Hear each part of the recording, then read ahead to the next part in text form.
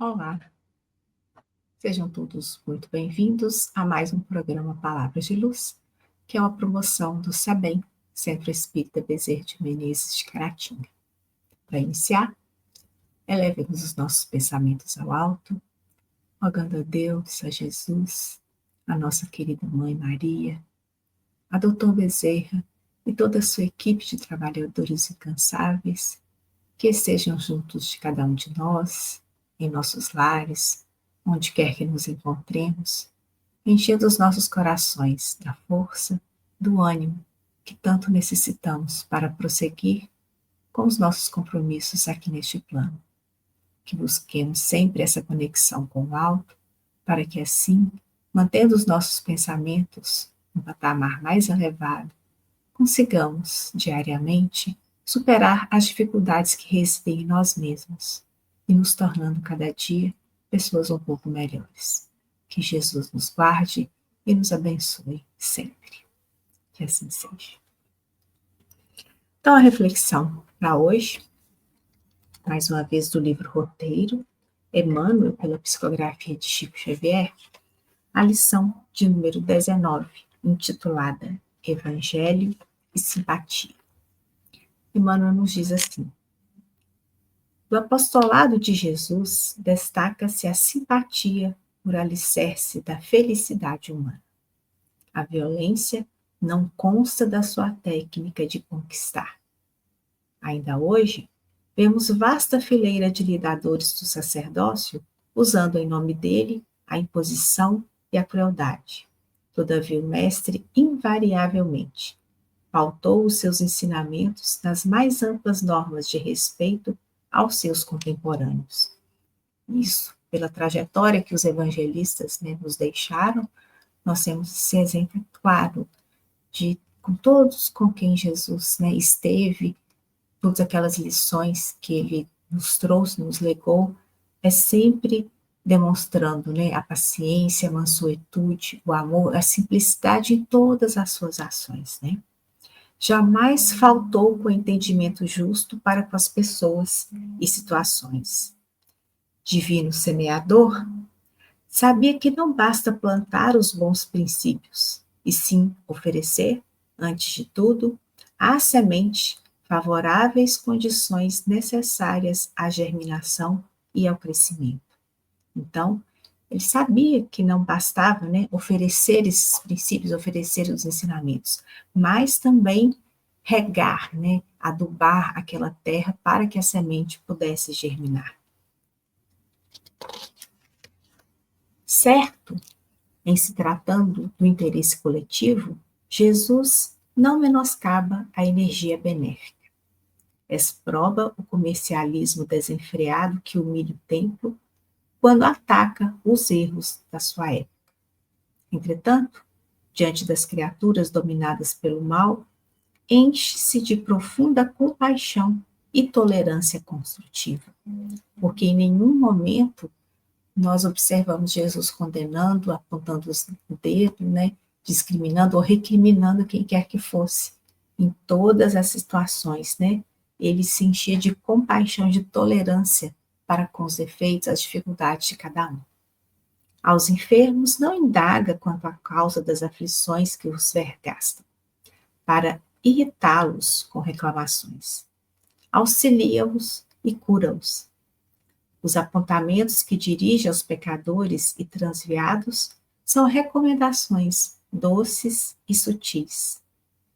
Isso é tão diferente de nós, Porque muitas vezes, quando nos é pedido um conselho, uma opinião, e que a gente se manifesta, e que a pessoa, por livre e espontânea vontade, deseja, realiza de outro modo, e aquilo não dá certo, o que muitas vezes nós fazemos? Tá vendo? Eu te falei que foi assim, você não fez o que eu te falei. Então, a gente sempre aponta, A gente sempre relembra, para a pessoa aquilo que ela fez, que estava errado. Enquanto isso, Jesus simplesmente auxilia e cura todos aqueles que o buscam, Ao doente curado no tanque de Betesda, explica despretensioso: vai e não reincidas no erro, para que te não aconteça coisa pior. A pobre mulher, apedrejada na praça pública, adverte o bondoso: vai e não peques mais. Não indica o inferno às vítimas da sombra. Reergue-as, compassivo, e acende-lhes luz nova. Isso é o mais importante, isso é muito importante, né? Não deixar que o outro perca as esperanças. Então, o que ele faz? Ele compreende, né, as dificuldades, as limitações de cada um, mas ele não indica o inferno para elas, né? Ele reergue cada pessoa, acende uma luz nova para que a pessoa, a partir daquele momento, ela possa continuar, né? Compreende os problemas e as lutas de cada um. Atrai as crianças a si, compadecidamente, infundindo nova confiança aos corações maternos. Sabe que Pedro é frágil, mas não desespera e confia nele. Contempla o torvo drama do espírito de Judas, no entanto, não o expulsa, né? Mesmo sabendo das lutas internas de Judas, sabendo do que seria, né? Do que aconteceria, mas mesmo assim ele não o expulsou. Reconhece que a maioria dos beneficiários não se revelam à altura das concessões que solicitam, contudo, não lhes nega assistência. Preso, recompõe a orelha de Malco, soldado. À frente de Pilatos e de Antipas, não pede providências suscetíveis de lançar a discórdia, ainda mesmo a título de preservação da justiça. Longe de impacientar-se com a presença dos malfeitores, que também sofreram a crucificação, inclina-se amistosamente para eles e busca entendê-los e encorajá-los. Outro poderia ficar revoltado, né? Não, estou sendo crucificado entre duas pessoas, né? Que, vamos dizer assim, não são como eu, mas não. Mesmo assim, o que ele fez? Buscou entender e encorajar aqueles dois ditos malfeitores, né? Aquela época. A turba que o rodeia, com palavrões e cutiladas, envia pensamentos de paz e votos de perdão. Isso aí é uma lição memorável, não? Que naquele momento mais difícil, em que tudo se consumou, o que ele disse, né? Pediu ao Pai que os perdoasse, porque não sabiam o que faziam. Então, o tempo inteiro, Jesus, né, mantendo a sua calma, mantendo o seu pensamento em Deus, um pensamento elevado, e pedindo por aqueles, né, que estavam ao seu redor. E ainda além da morte, não foge aos companheiros que fugiram, porque naquele momento de dificuldade, né, quais foram que acompanharam Jesus até o final, não é? A maioria deles o que fez fugiu, porque tinham medo, né, pela própria vida, de serem também perseguidos, porque afinal eram adeptos, né, do cristianismo. Mas ele não os condenou, né, por terem fugido. O que ele fez? Materializa-se diante deles, induzindo-os ao serviço da regeneração humana, com o incentivo de sua presença e de seu amor até o fim da luta.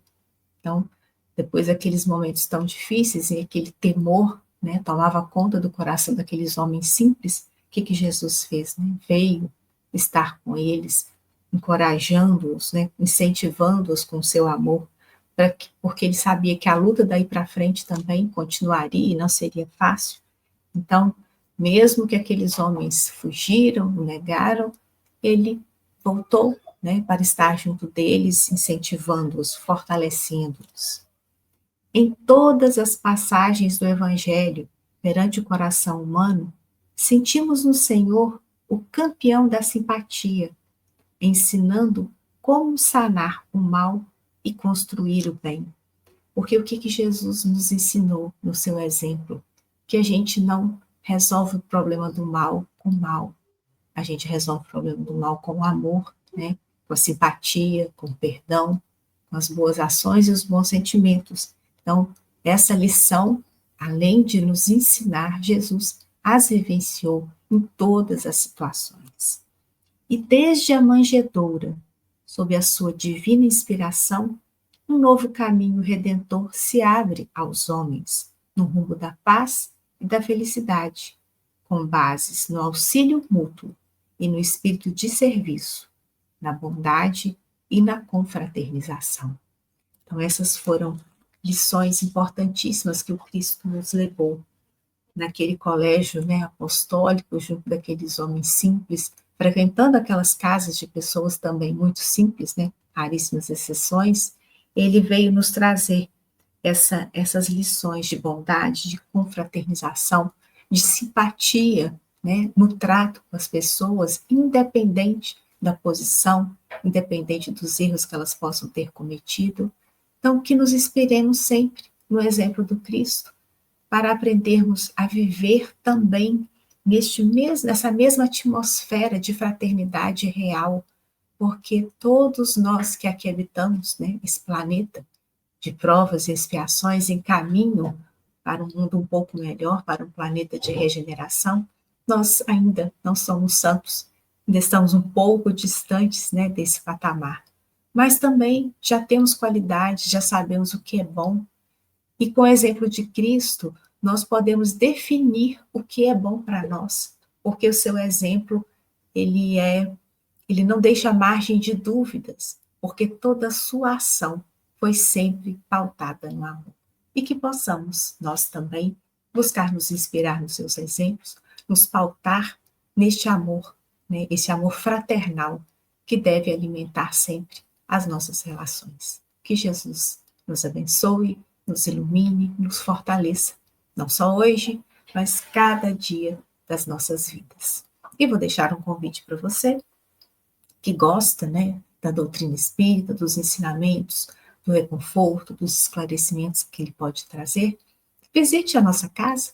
Nosso centro espírita está situado no bairro Esplanada, na rua Sinfrônio Miranda, número 74. As nossas palestras públicas são sempre aos sábados, às 19h30. Será um grande prazer recebê-lo. E nessa oportunidade, você pode também se informar sobre as outras atividades que são desenvolvidas durante a semana. Nós temos grupos de estudo, nós temos evangelização do jovem e da criança, nós temos o trabalho de atendimento fraterno toda quinta-feira à tarde, atividades desenvolvidas junto a pessoas em situação de rua. Então, visite-nos e que você será sempre muito bem-vindo. Muito obrigado e fiquem todos com Deus.